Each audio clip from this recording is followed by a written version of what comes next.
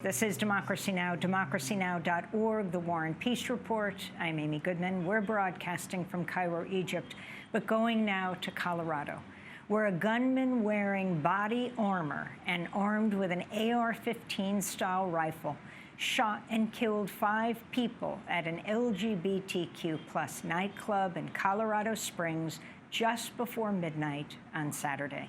At least 25 people were injured. People are investigating the shooting at Club Q as a potential hate crime. 3 victims have been identified: Kelly Loving, a trans woman visiting from Denver, and Club Q workers Derek Rump and Daniel Davis Aston, a trans man. The shooting occurred on the eve of Transgender Day of Remembrance, a day to remember transgender, non-binary, and gender non-conforming people who've been murdered as a result of transphobia. This is Joshua Thurman, a survivor of the Saturday Night Massacre. As I was dancing on the dance floor, I heard shots fired. I thought it was the music because there were no screams, there was no help, help, nothing like that. Then there were more shots. When I realized what was going on, I ran to the dressing room immediately. There was a customer that followed me, and there was a drag performer, Delusional, who was in the dressing room. I made them lock the doors, and we got down on the ground and cut off the lights immediately. Joshua, what does this mean for the LGBTQ community here in Colorado Springs, this shooting? It's hard to say. It means so much because this is our only safe space here in the Springs. And so for this to get shot up, like, what are we going to do now? Where are we going to go? Yeah, we can rebuild and come together and this, but what about those people that lost their lives for no reason? Like the other 18 that were injured. I could have been one of them. Like, it means a lot because, again, what are we going to do now? How are we going to feel safe in our city? This was your safe space? Yeah, this was the only LGBTQIA+ space in the entire city of Colorado Springs. It's won awards in Independent Magazine. I got my start here. Like, so many of my friends I met here and people that I call loved ones, and now it's shattered. That's Joshua Thurman speaking to KRDO. Police in Colorado Springs have taken a 22-year-old suspect named Anderson Lee Aldrich into custody. Police say at least one patron of the club confronted the gunman to stop the shooting. The suspected gunman was arrested last year on charges of felony menacing and kidnapping after threatening his mother with a homemade bomb. The gunman is the grandson of California Republican Assemblyman Randy Vogel. We go now to Denver, where we're joined by Colorado State Representative Leslie Herod. She's the first LGBTQ+ African American to hold office in the Colorado General Assembly. She attended high school in Colorado Springs. She's now running to be mayor of Denver. She tweeted Sunday, waking up to news about another mass shooting. This time in my hometown of Colorado Springs, Club Q is a place of refuge for so many, including myself. I'm both devastated and infuriated. That's the words of State Representative Leslie Herod, who's joining us now. Thank you so much. Our condolences to you, to the whole community in Colorado Springs and Colorado, the United States, actually, and around the world. Can you talk about what you now understand is the latest of what happened, the effects on the community in Colorado Springs, and what you want to happen now? Yeah. Well, first, thank you for having me this morning, and I'm sad that it's under these circumstances. I just left the vigil in Colorado Springs yesterday, and what I know is I know Club Q to be that place of refuge, to be that place of solace and connection for so many people that feel unconnected.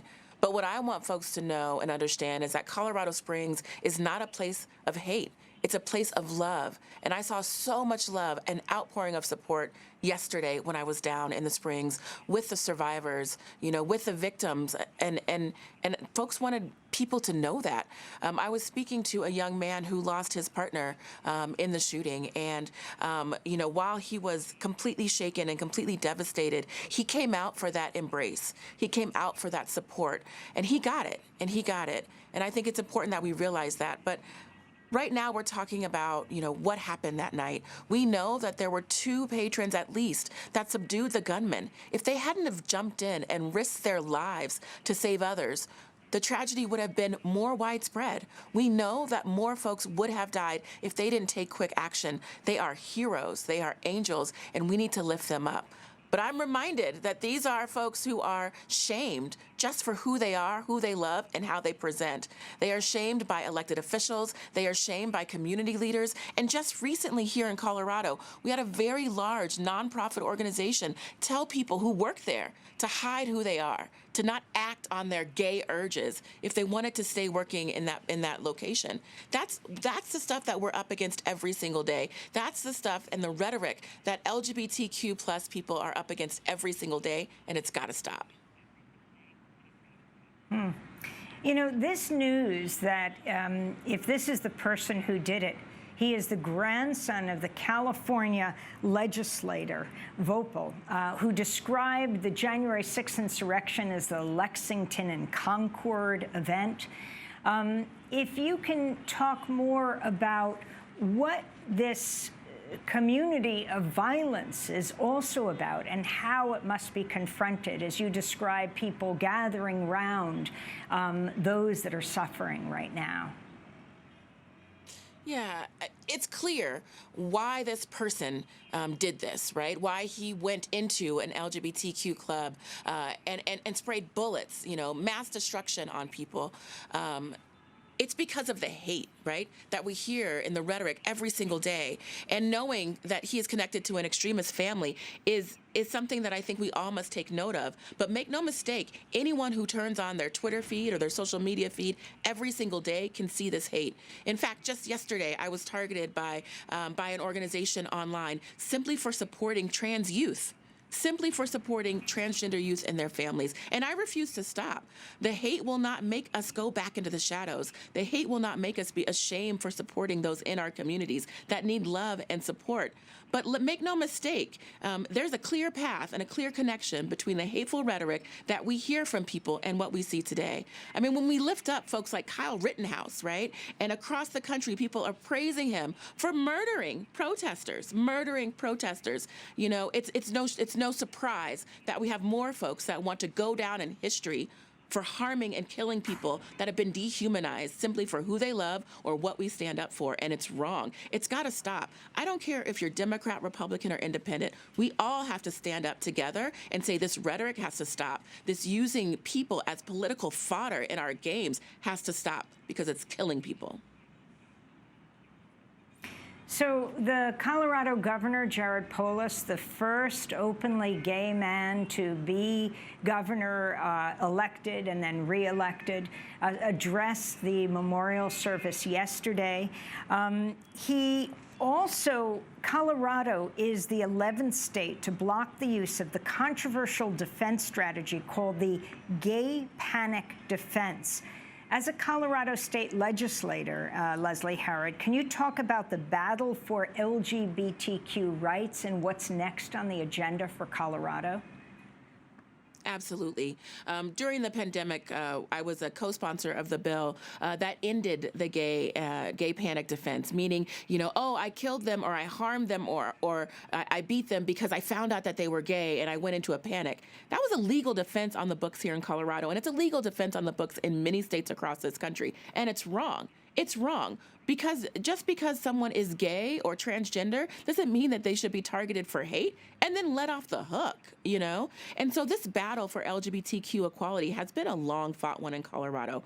We started with Amendment 2 as the hate state, known as the hate state because we said it was legal to discriminate against LGBTQ people. Since then, we have made a complete turnaround, right? Where we've passed legislation affirming marriage, where we passed benefits for LGBTQ couples families, and in adoption. And now we have a gay governor. You know, we're leading the way. LGBTQ people are leading the way here in Colorado. But that's not without backlash, right? That's not without folks coming continuously and bringing legislation that's harmful to LGBT communities, saying it is okay to discriminate, saying it's okay to harm people, you know, saying that it's okay specifically to target and bully LGBTQ youth, and to say that if their families are supporting them and are gender affirming, you know, that they should be in jail. We see these types of bills in Colorado all the time. We see them across the country. And in fact, there has been an increase. And so folks who think that we're just going to age our way out of homophobia and transphobia, they're wrong. This is being bred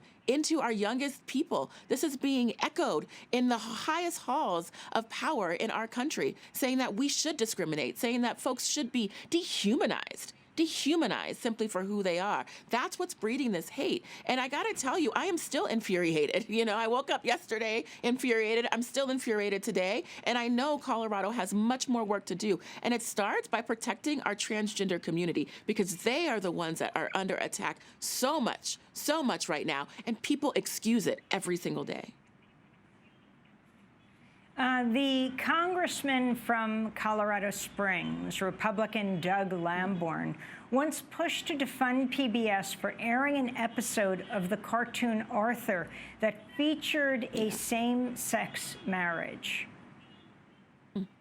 Yeah, I mean, exactly. And it's interesting to see these, like, you know, posts of support, these statements of support and prayers for folks, when literally some of these people have been spewing the hate that made this a reality, right? Spewing the hate that made folks think it was okay to target an LGBTQ nightclub, you know? And quite frankly, you know, folks are forgetting about Pulse. Folks are forgetting about Matthew Shepard, and we can't let that stop. And in fact, in our schools, they want to not teach about Matthew Shepard and his murder. They want to not teach about what happened at Pulse, you know?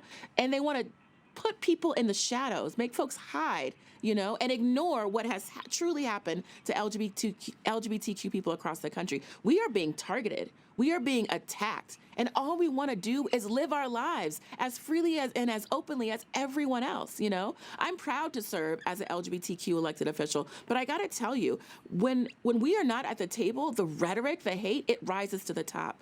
And we have a transgender legislator in the Colorado General Assembly, the first time ever. And the hate that she gets every single day by our colleagues and our members, you know, it's infuriating. And can you imagine then what our youngest people are going through?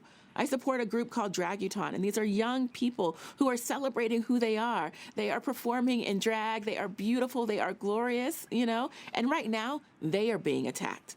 They are being attacked, and their parents are being attacked simply for living their lives, you know?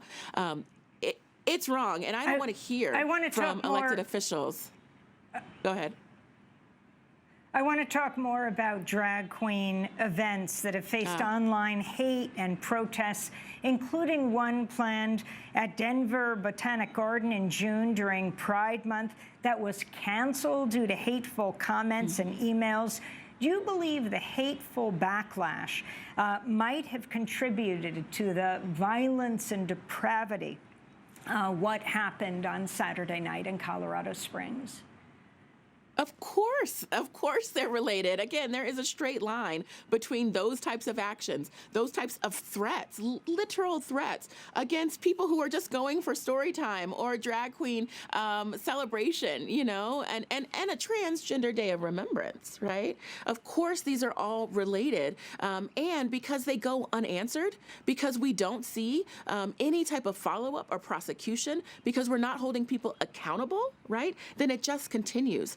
Every day there's a hate crime in Colorado and across this country that either is unreported or underreported, you know, because folks know and have experienced the fact that their attack has been pushed to the side. And we're still not even calling this a hate crime, what happened in Colorado Springs, and I don't know why we have to wait before we call it that. This was an act of hate. This was an act of terror. This was an intentional act to push LGBTQ people back into the shadows, to make them feel unsafe in one of the few places where we actually do feel safe and loved and supported. It's wrong. And so as I listened to the intro before this program, I sympathize with the patron who talked about how, you know, how can we feel safe again in this place? It's going to be hard. but I encourage us all to go back out. I encourage us all to be ourselves, to be out and to be proud of who we are and to say we're not going away just because of this hate. But we need allies. We need our champions to step up and say something too. We cannot let this go unanswered. And let's not forget that if, in fact, this person is the same one who threatened his mother with a bomb, so often these mass shootings are linked to violence against women that occurred before. Leslie Herod, I want to thank you so much for being with us. She is running for mayor of Denver. She is currently a Colorado state representative for the 8th District, the first LGBTQ plus African American to hold office in the Colorado General Assembly, attended high school in Colorado Springs. She calls it her hometown. We thank you so much for being there. Next up, we're going to the World Cup, which is beginning in the country of Qatar. We'll speak to Human Rights Watch about Qatar's labor and human rights record. Stay with us.